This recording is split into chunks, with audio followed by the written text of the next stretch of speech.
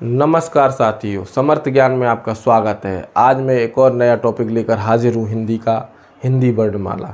हिंदी वर्णमाला इतना महत्वपूर्ण विषय है, जो भी छात्र जिन्हें हिंदी का बेसिक ज्ञान, बेसिक व्याकरण सीखना है, या फिर जो छात्र गवर्नमेंट सर्विस की तैयारी कर रहे हैं, उन्हें वर्णमाला की नॉलेज होना बहुत ज़रूरी है। और आज मैंने ये प्रयास किया है कि आपके जो भी टॉपिक्स हैं, जितनी वर्णमाला के क्वेश्चन आपके गवर्नमेंट सेक्टर में बनते हैं, गवर्नमेंट जॉब के लिए पेपर में आते हैं, वो सारे के सारे मैं कवर करूँगा इस वीडियो के माध्यम से। साथियों, तो आपको एक काम करना होगा कि मेरे चैनल को सब्सक्राइब करना होगा और लाइक करना होगा, क्योंकि जैसे ही अगर आप सब्सक्राइब नहीं करेंगे तो जो मैं वीडियो बनाऊँगा वो डायरेक्ट आपके पास नहीं पहुँच पाएगा। तो साथियों, आपको क्या करना होगा, मेरा चैनल सब्सक्राइब करना होगा। आज हम वर्णमाला की बात करेंगे, और वर्णमाला को जानने के लिए मैं ये बता देना चाहता हूँ कि वर्णमाला बहुत ही महत्वपूर्ण विषय है। तो यहाँ पर वर्णमाला को हम विस्तार से समझाएंगे। इसके मैं दो भाग बनाऊँगा, दो पार्ट बनाऊँगा। पहला पार्ट होगा जिसमें हम स्वरों के बारे में समझेंगे, और दूसरा पार्ट होगा जिसमें व्यंजन के बारे में समझेंगे। क्योंकि इतना बड़ा चैप्टर है कि अगर हम एक ही वीडियो में कवर करेंगे तो वो शायद हो नहीं पाएगा और बहुत लेंथी वीडियो बन जाएगा। तो आपको ये ध्यान रखना होगा कि लेंथी ना बने वीडियो, इसलिए मैंने इसको है ना दो पार्ट में बनाने का प्रयास किया है। और एक चीज़ और कहना चाहूँगा कि जो मेरी वीडियो है उसको आप बिल्कुल भी स्किप ना करें, पूरा का पूरा देखें, तभी आपको कोई कंटेंट है वो बहुत अच्छे से समझ में आएगा।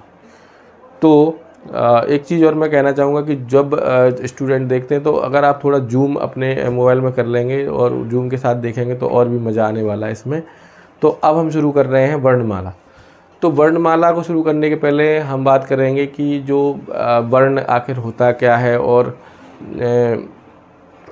तो यहाँ मैं बताना चाहूँगा कि जो भाषा की सबसे छोटी इकाई को हम ध्वनि कहते हैं। क्या कहते हैं? ध्वनि।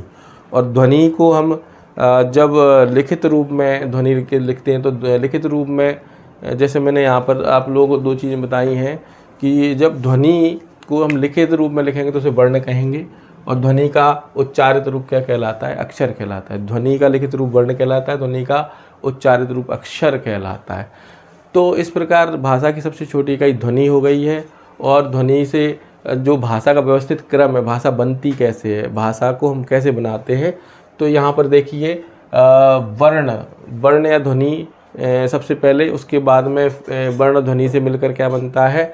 शब्द बनता है। और शब्द के बाद वाक्य से बनता है पद, और पद से बनती है भाषा। तो ये भाषा का व्यवस्थित क्रम है। इस तरह से हम अपनी भाषा को बनाते हैं, लिखते हैं, बोलते हैं।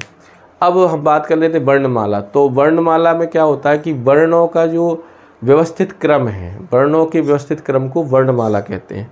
अब वर्ण का व्यवस्थित क्रम कैसे होगा? देखिए साथी, जैसे एक माला होती है, एक जो फूल माला होती है, फूलों को हम क्रम से स्टेप बाय स्टेप जब क्रम से जब बनाते हैं तो उसको काफ़ी सुंदर रूप वो ले लेती है। इसी प्रकार जो हमारी वर्णमाला है उसको भी वैज्ञानिक आधार पर क्रम से बनाया गया है, और उस वैज्ञानिक आधार को ही मैं आपको यहाँ समझाऊंगा।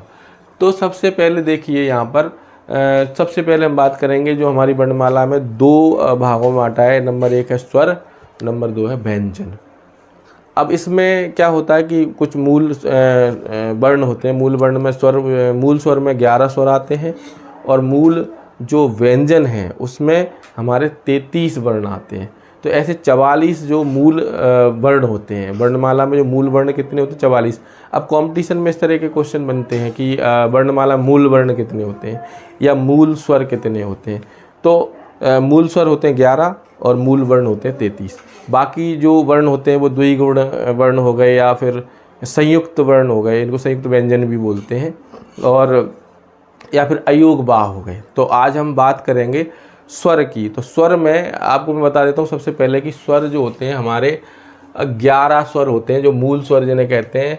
तो 11 स्वर में जो वर्णमाला में लिखा होता है, छोटा, बड़ा, छोटी, बड़ी, छोटा ऊ, बड़ा ऊ, ए, ऐ, ओ, औ और री, ये 11 मूल स्वर हैं हमारे। और इसके अलावा जो अंग और आहा है वो जो है अयोग वाह में आता है। तो अयोग वाह ये स्वरों में नहीं आते, अयोग वाह को अलग माना गया है, अंग और आहा को अलग माना गया है, तो इनको अयोग वाह बोलेंगे और ये स्वरों में नहीं आएगा। तो अब स्वरों में नहीं आएगा तो अंग को क्या बोलते हैं? अनुस्वार। अंग को क्या बोलते हैं? अनुस्वार या नासिक्य। अब नासिक्य वे वर्ण होते हैं जिनको नाक की सहायता से हम बोलते हैं। नासिक में जैसे अंग, जो नाक से ध्वनि जिनकी निकलती है, नाक की सहायता से जिनकी ध्वनि निकलती है, उनको नासिक बोलते हैं। और नासिक में अंग के अलावा जो हमारी वर्णमाला के जो का वर्ग है, चा वर्ग है, तो इनके जो हमारे स्पर्शी व्यंजन हैं पांचों, तो जो पांचों पंचमाक्षर है वो भी नासिक के अंतर्गत आते हैं। जैसे नासिक में ड़ा आता है, ना आता है, मा आता है, या आता है, णा आता है। तो ऐसे जो पंचमाक्षर जो भी होगा वर्णमाला का, व्यंजन का, वो भी नासिक के अंतर्गत आएगा।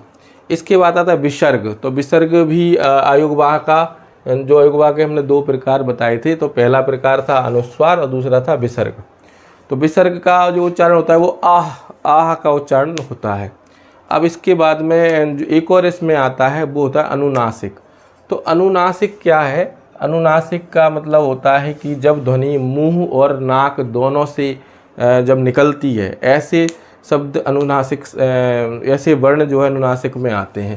अब अनुनासिक में आने वाले वर्ण में क्या होता है? चंद्राकार बिंदी जिनमें रहती है। जैसे कुछ वर्ण आपने पढ़े होंगे, चांद, तो जिनमें चंद्राकार बिंदी जिन शब्दों में आएगी तो उनको क्या बोलेंगे? अनुनासिक बोलेंगे। ठीक है। तो इस तरह से जो अयोगवाह को हमने कितने भागों बांटा है? दो भागों बांटा है, अनुस्वार विसर्ग। ये स्वर नहीं होते, ये अलग ही माने गए हैं। इसी प्रकार अब हम स्वरों की और विशेषता आगे बताते हैं। तो स्वरों की विशेषता को बताने के लिए अब जैसे पहला जो उन्होंने डिवाइड किया है स्वर का, तो इसके पहले मैं बताऊंगा कि जो स्वर हैं, स्वर पे जो वर्णमाला के मूल स्वर हैं, तो ये दो प्रकार के होते हैं। सबसे पहले क्या मानेंगे हम? दो प्रकार के होते हैं। एक होता है ह्रस्व स्वर, एक होता है दीर्घ स्वर। अब ह्रस्व स्वर में क्या होता है? ह्रस्व हम किसे कहेंगे? ह्रस्व का मतलब छोटा, या जब हम मात्रिक छंद में जब वर्णों की गणना करते हैं तो ह्रस्व को हम एक मानते हैं, और जो दीर्घ है उसे हम दो मात्रा से मानते हैं। तो इनका निशानी मैंने बताया था, मूल साइन इनका क्या होता है? इनको मूल जो ह्रस्व स्वर है, जैसे छोटे, इनको मूल स्वर भी कहते हैं। और इनका जो साइन होता है वो इस तरह का होता है। ये हो गया, ये डबल मात्रा का हो गया, ये सिंगल मात्रा का हो गया। तो यहाँ पर जो आ है, छोटा ई है, छोटा ऊ है, तो ये क्या होते हैं? ह्रस्व स्वर में आते हैं। अब इसमें क्या हो जाएगा? ह्रस्व स्वर में क्या होता है? तो ह्रस्व क्या होते हैं? वे वर्ण जिनको बोलने में मुंह से कम ध्वनि उत्पन्न हो, मुंह से वायु का कम प्रवाह उत्पन्न हो, ऐसे स्वर ह्रस्व स्वर कहलाते हैं। और जिन वर्णों को बोलने में जो ह्रस्व स्वर से डबल टाइम लगे, दुगना समय लगे, ऐसे जो वर्ण है वो दीर्घ वर्ण कहलाते हैं। उनमें क्या बोलने में ध्वनि तेज आती है और मुख से वायु का प्रवाह भी तेज निकलता है। तो ऐसे स्वरों को हम क्या कहेंगे? ह्रस्व स्वर कहेंगे। और जो इनके वायु प्रवाह तेज होता है उनको दीर्घ स्वर कहेंगे। तो जो ह्रस्व स्वर है उनको हम मूल स्वर भी कहते हैं। इस बात को आप ध्यान रखें। अब इसमें क्या, जो अयोगवाह होते हैं वो क्या होते हैं? वो स्वतंत्र रूप से प्रयोग नहीं किए जाते। अयोगवाह को कभी भी हम स्वतंत्र रूप से प्रयोग नहीं करते हैं। वो हमेशा स्वरों के साथ में प्रयोग होते हैं। और स्वरों के साथ होते हैं तो जो अयोगवाह का जो उच्चारण है वो स्वरों के बाद होता है। इन चीज़ों को ध्यान से समझ लें, क्योंकि इन्हीं में से क्वेश्चन कॉम्पिटिशन में बनेंगे। जो अयोगवाह के जो उच्चारण हैं वो स्वरों के बाद होते हैं। स्वतंत्र रूप से अयोगवाह को कभी भी हम प्रयोग में नहीं लाते हैं। ठीक है। और जितने भी अयोगवाह अंग और हा वो किस में आते हैं? दीर्घ में आते हैं। वो हमेशा दीर्घ होते हैं। ये भी क्वेश्चन बन सकता है। अयोगवाह हमेशा दीर्घ होते हैं। लेकिन जो अनुनासिक है, जो चंद्राकार, जिनमें बिंदी चंद्राकार मात्रा आती है, वह ना तो दीर्घ होते हैं ना ही ह्रस्व होते हैं। तो इसके बाद आगे हम बताते हैं जो स्वर हैं उनको उनका निर्माण कैसे होता है। तो इसमें दीर्घ स्वर में दो प्रकार बताए गए हैं। दीर्घ स्वर के कितने बताएंगे? जैसे जो बड़ा आ है, बड़ी ई है, बड़ा ऊ है, ए आई ओ औ, ये सब दीर्घ स्वर में आते हैं। तो दीर्घ स्वर को है ना दो प्रकार बताए गए हैं। पहला तो दीर्घ और दूसरा है संयुक्त। दीर्घ स्वर और संयुक्त स्वर। हम स्वरों के और आगे बढ़ रहे हैं और स्वरों के प्रकार के बारे में। दीर्घ स्वर के 2 भाग बताएं। अब ये क्वेश्चन बन सकता है कि दीर्घ स्वर कितने प्रकार का होता है या कितने भाग, तो इस तरह से क्वेश्चन। तो दीर्घ स्वर में क्या होता है, एक तो होता है दीर्घ और दूसरा होता है संयुक्त स्वर। तो दीर्घ स्वर में जो दीर्घ मतलब बड़ा, तो बड़ा में क्या है, बड़ा आ, बड़ी ई और बड़ा ऊ। और जो संयुक्त स्वर है, संयुक्त स्वर में क्या होता है कि 2 स्वर मिलके एक स्वर का निर्माण करते हैं। तो संयुक्त स्वर के अंतर्गत कौन से आ जाते हैं, ए, जिनमें देखो आ और ई मिलकर के क्या बन रहा है, ए बन रहा है, और आ और ऊ मिलकर के ऊ बन रहा है। तो ये क्या है तो दीर्घ स्वर, लेकिन ये कौन से संयुक्त हैं, ये 2 स्वरों से मिलकर बन रहे हैं। और साथियों इस स्टूडेंट इसको समझ लेगा, उसे संधि समझने में बहुत आसानी हो जाएगी। तो इसको समझना बहुत ज़रूरी है। तो इसमें हम क्या कहेंगे, आ और ए मिलकर के आई बनाता है, आ और ऊ मिलकर के औ बनाता है। तो साथियों इस तरह से 2 प्रकार के दीर्घ स्वर हो गए, दीर्घ और संयुक्त। अब क्या होता है, स्वरों की कई प्रकार के क्वेश्चन बनते हैं कि जिब्या के, अब यहाँ पे दूसरा एक और है प्रकार, जिब्या की स्थिति के अनुसार स्वरों का विभाजन। अब जीभ की जो कंडीशन है जो हम बोल रहे हैं, और जिब्या की कंडीशन के हिसाब से स्वरों का विभाजन कैसे होता है। तो जिब्या की कंडीशन में स्वरों के 3 प्रकार से विभाजित किया गया है, अग्र स्वर, मध्य स्वर और पश्च स्वर। अब ये क्या होता है, इसमें भी क्वेश्चन आ सकता है। अब मान लो आपकी ओटी में क्वेश्चन आ जाए कि बड़ी ई है वो कौन सा स्वर है, अब ऑप्शन में हो अग्र स्वर है, पश्च स्वर है या मध्य स्वर है, या इनमें से कोई नहीं। तो अगर आपको पता होगा तो आप बता दोगे कि जो बड़ी ई है वो अग्र स्वर में है। तो अग्र स्वर क्या होते हैं, तो जिन वर्णों के उच्चारण में हमारी जिह्वा का आगे का जो भाग है वो क्या हो, क्रियाशील हो, तो वो कौन से स्वर कहलाएंगे, अग्र स्वर कहलाएंगे। तो इसके अंतर्गत क्या आता है, छोटा ई, बड़ा ई, ए, आई और री।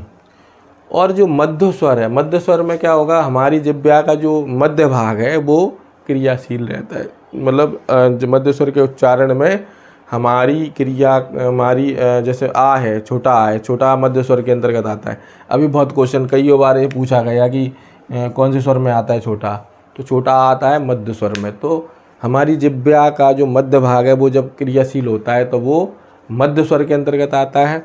और पश्च स्वर में हमारी जिह्वा का जो पीछे वाला भाग है, जो लास्ट वाला पोर्शन है जिह्वा का, वो क्रियाशील रहता है, तो वो पश्च स्वर कहलाते हैं। तो पश्च स्वर के अंतर्गत में आते हैं हमारे बड़ा आ, छोटा ऊ, बड़ा ऊ, ओ, औ और अ। इसका ये जो अ है, ये इस ध्वनि का प्रयोग हम हिंदी के वर्णों में नहीं, ये अंग्रेजी के जो वर्ण होते हैं उनमें हम इसका प्रयोग करते हैं। जो पश्च स्वर में जो ध्वनि आती है और इसमें जो ये अ के ऊपर ये इस तरह का निशान है, इसको हम बोलते हैं स्वनिम। क्या बोलते हैं, स्वनिम। तो जो स्वनिम होता है, जो स्वनिम का प्रयोग हम केवल कहाँ करेंगे, उन ध्वनियों में करेंगे, अंग्रेजी भाषा के जो शब्द हिंदी में आते हैं उन ध्वनियों में हम स्वनिम का प्रयोग करेंगे। अब ये हो गया हमारा पहला जो दीर्घ स्वर हो गया। दूसरा हमारा जिह्वा की स्थिति के आधार पर स्वर हो गया। तो दीर्घ स्वर को हम पता साथियों, आपको पता है जिसको हम गुरु बोलते हैं, जैसे ह्रस्व को लघु और दीर्घ स्वर को गुरु भी बोल देते हैं। तो यहाँ जिह्वा के आधार पर 3 प्रकार के क्या हो गए स्वर, अग्र स्वर, मध्य स्वर और पश्च स्वर। मुखाकृति के आधार पर जो स्वर भेद है, अब जब हम स्वर बोलते हैं और जैसे हमारे जो मुख की जो आकृति कैसी बनती है, उस आधार पर भी इन्होंने 2 भेद, यहाँ पर 4 भेद बताए, क्या कहते हैं, मुखाकृति के आधार पर। तो 4 भेद कौन कौन से हैं, तो सबसे पहला है समृत स्वर। अब समृत समझिए, समृत स्वर होते हैं मुखाकृति के आधार पर, जब हम स्वर का उच्चारण करेंगे तो उसमें सबसे पहला इन्होंने बताया समृत। तो समृत स्वर में क्या होता है, समृत स्वर में जब हम उच्चारण करेंगे स्वर का, तो हमारा मुंह है वो बिल्कुल नहीं खुलेगा और मुंह बंद रहेगा। तो जिन स्वरों के उच्चारण में मुंह बंद रहता है, ऐसे स्वर हम कौन से स्वर कहलाते हैं, समृत स्वर कहलाते हैं। जैसे छोटे ई, जैसे मैं बोल के बता रहा हूँ आपको, ई उ ऊ, तो इसको बोलने में बिल्कुल मुंह नहीं खुला है, मुंह बंद रहा है, तो ऐसे स्वर क्या कहलाएंगे, समृत स्वर कहलाएंगे। और इसमें से भी क्वेश्चन पूछे जाते हैं कॉम्पिटिशन में। अर्ध समृत स्वर, तो वही जिन स्वरों को उच्चारित करते समय जो मुख है वो आधा खुल जाए, मतलब जो समृत है, समृत से थोड़ा सा ज़्यादा खुल जाए, वह क्या कहलाएगा, अर्ध समृत स्वर कहलाते हैं। जैसे ए ओ, इनमें मतलब क्या होगा, जो समृत है उससे थोड़ा सा मुख ज़्यादा खुल जाएगा। अब इसके बाद में तीसरा जो आता है वो आता है बिब्रत स्वर। बिब्रत का अर्थ होता है खुला। तो खुला मुंह जब पूरी तरह से खुल जाए और उससे मुंह से जब स्वर निकले तो वो कहलाता है बिब्रत स्वर। तो ऐसा एक हमारा दीर्घ जो बड़ा आ है वो बिब्रत स्वर के अंतर्गत आता है। तो ये क्वेश्चन बन सकता है कि आ किस स्वर में आता है, और ऑप्शन में वही इस तरह समृत, अर्धव्रत, विव्रत और अर्धविव्रत इस तरह के ऑप्शन आ सकते हैं। तो आपको इसकी नॉलेज भी होना बहुत आवश्यक है। तो जो चौथा हमारा है अर्धविव्रत। तो अर्धविव्रत से आप समझ ही गए होंगे, विव्रत मतलब खुला है और अर्धविव्रत का अर्थ होता है कि मतलब आधा खुला, यानी कि जो समव्रत है उससे थोड़ा ज़्यादा खुला हो और विव्रत से कम खुला हो, तो वो क्या कहलाता है, अर्धविव्रत। तो अब अर्धविव्रत में कौन कौन से आ जाएंगे, आई, औ, औ। तो ये जो स्वर हैं चार, ये किस में आ जाएंगे, हमारे अर्धविव्रत में आ जाएंगे। तो इस तरह से जो हमारी मुखाकृति के आधार पर स्वर का भेद हो गया।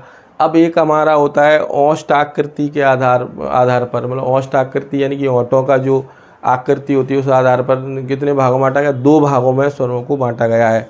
तो पहला भाग है वृत्ताकार स्वर।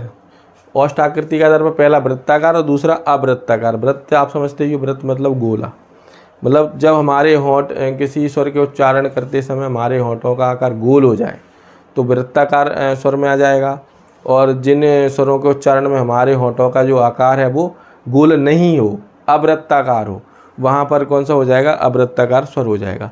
तो जो वृत्ताकार स्वर के अंतर्गत हमारे कौन कौन से आते हैं, छोटा ऊ, बड़ा ऊ, ओ, औ, औ, ये हमारे वृत्ताकार स्वर में आ जाएंगे। तो ये तो बहुत सरल है, बस आपको इसके बारे में पता होना चाहिए। जब आप बोल के देख लेना, यदि यहाँ पर वृत्त जैसा होंठों का, जैसे मैं बोल रहा हूँ ऊ, तो ऊ में मेरे होंठों का जो वृत्त बन गया है। तो दूसरे जो होते हैं जो अवृत्ताकार स्वर होते हैं, इनमें छोटा, बड़ा आ, छोटी, बड़ी ए, ऐ, तो इनको उच्चारित करते समय हमारे होंठों का जो आकार है वो वृत्त नहीं बन रहा है, गोल नहीं बन रहा है, तो ये अवृत्ताकार कहलाएंगे, और जिनमें वृत्त बन रहा है वो वृत्ताकार कहलाएंगे।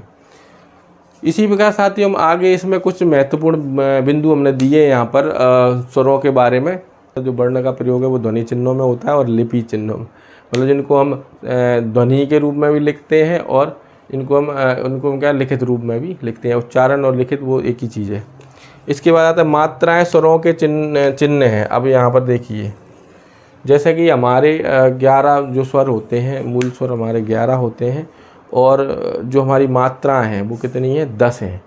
तो यहाँ पर जो आ है, छोटा आ है, छोटा आ की कोई मात्रा नहीं होती है, तो इसको हम ये कहेंगे जो छोटा आ है उसकी मात्रा कैसी रहती है, गायब रहती है, उसकी मात्रा अदृश्य रहती है। तो आ अदृश्य मात्रा वाला ध्वनि संकेत है, और बाकी सभी जो हमारे स्वर हैं उनकी मात्राएं हैं जो स्वरों के, जो व्यंजनों के साथ जुड़ के आती हैं। जैसा कि आपको पता है व्यंजन बिना स्वरों की सहायता के नहीं बोले जाते हैं।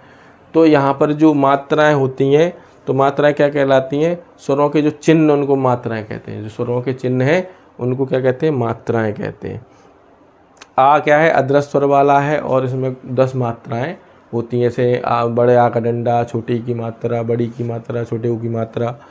तो इस तरह से मात्राएं कितनी होती हैं, 10 होती हैं, यानी कि वही व्यंजनों के साथ आती हैं। किसी शब्द के उच्चारण में किसी अक्षर, अब क्या है, जब किसी शब्द का हम उच्चारण कर रहे हैं और उस शब्द के उच्चारण में किसी भी अक्षर पर जब जोर पड़ता है तो उस जोर को हम क्या कहते हैं, बलाघात। क्या कहते हैं, बलाघात। ये भी प्रश्न आ सकता है, बलाघात क्या है। तो किसी शब्द के उच्चारण में जिस शब्द पर जोर पड़ रहा है उसको क्या कहेंगे, बलाघात कहेंगे साथियों। और इसी तरह से अब क्या है, जो हमारी इसमें एक चीज़ और है, जो वर्णमाला में कुछ शब्द हैं, कुछ वर्ण हैं जो विदेशी भाषा से लिए गए हैं, तो उनको क्या कह दिया हमने, विदेशी वर्ण कह दिया है, या फिर हमने क्या कह दिया है, विदेशी ध्वनियाँ या फारसी के आगत व्यंजन। जैसे यहाँ पर देखिए नुख्ता, जो नुख्ता है वो एक फारसी का वर्ड है, इसको हिंदी वर्णमाला में जो है लिया गया है। तो जैसे यहाँ पर का है, का के नीचे जो बिंदी लगी हुई इसको हम क्या कहेंगे, नुख्ता कहेंगे, नुख्ता। खा के नीचे बिंदी लगी है, गा के नीचे बिंदी, तो ये सब नुख्ता है, और ये एक फ़ारसी वर्ड है और इनको हिंदी में प्रयोग किया जाता है। तो हिंदी में प्रयोग का जो स्टार्टिंग इसका जो राजा शिव प्रसाद सितारे हिंद ने इसका जो है प्रयोग किया था पहली बार। तो ये हिंदी में भाषा में प्रयोग होते हैं, इसलिए इनको हमने क्या कहा है, विदेशी ध्वनियाँ भी कहा है, जिनको हमने इसमें वर्णमाला में लिया है। इसके साथ ही साथियों जो हमारे पूरी वर्णमाला में जो टोटल वर्ण है ना, वो 52 माने गए। कितने माने गए? 52 माने गए, जिसमें से क्या क्या माना गया है? 11 मूल स्वर हैं, 33 मूल व्यंजन हैं, 4 संयुक्त व्यंजन है। 4 संयुक्त व्यंजन में कौन कौन से आ जाएंगे आपको पता है? श, त्र, ज्ञा और स्रा। 2 द्विगुण व्यंजन है, द्विगुण व्यंजन में आ जाएंगे ड़ा और ढा। और इसके अलावा 2 अयोग वाह माने गए हैं। अयोग वाह के अंतर्गत क्या आ जाएगा? अयोग वाह के अंतर्गत आ जाएंगे हमारे अंग और आहा। और एक होता है साथियों प्लुत स्वर, इसके बारे में भी प्रश्न पूछ लिया जाता है। तो जो प्लुत स्वर होता है, प्लुत स्वर वो स्वर होते हैं जिनकी ध्वनि या जिनके उच्चारण में थोड़ा समय लगे या जो थोड़ा लंबा खिंचे। जैसे एक ध्वनि है ओम की ध्वनि, ओम की, तो ओम की ध्वनि प्लुत स्वर के अंतर्गत आएगी, क्योंकि इसके उच्चारण में समय लगता है, ओम। तो ऐसे उच्चारण ओम की तरह जिनके उच्चारण होते हैं वे ध्वनियाँ प्लुत ध्वनि में आएंगी। इसको भी याद रखना है साथियों। प्लुत ध्वनि कौन सी होती हैं? जिनके उच्चारण में जिनको थोड़ा खींच के बोला जाए, जिनमें थोड़ा समय लगे। ठीक है, तो आज साथियों मैंने ये जो अगले भाग में मैं व्यंजन का वीडियो बनाने जा रहा हूँ, और उसके अंतर्गत और भी जो भी आपकी वर्णमाला से संबंधित क्वेश्चन हैं जो कंपटीशन में पूछे जाते हैं, और वो कंपटीशन के लिए बहुत आवश्यक हैं, जैसे घोष, महा, अघोष, इस तरह की ध्वनियाँ जो रहती हैं। तो इन ध्वनियों के बारे में मैं आगे अगले भाग में बनाऊँगा। अब वीडियो बहुत लंबा हो रहा है, तो अभी के लिए इतना ही। बहुत बहुत धन्यवाद। इस वीडियो को आप जो है देखें और स्किप ना करें। और दूसरा बात क्या है कि इसको अगर किसी को स्लो लगता है तो इसमें आप अपनी स्पीड बढ़ा के भी देख सकते हैं, पर इसको स्किप ना करें, पूरा देखें। आगे भी और अच्छा वीडियो बनने वाला है। मेरे चैनल को लाइक करें और सब्सक्राइब करें। थैंक यू, धन्यवाद।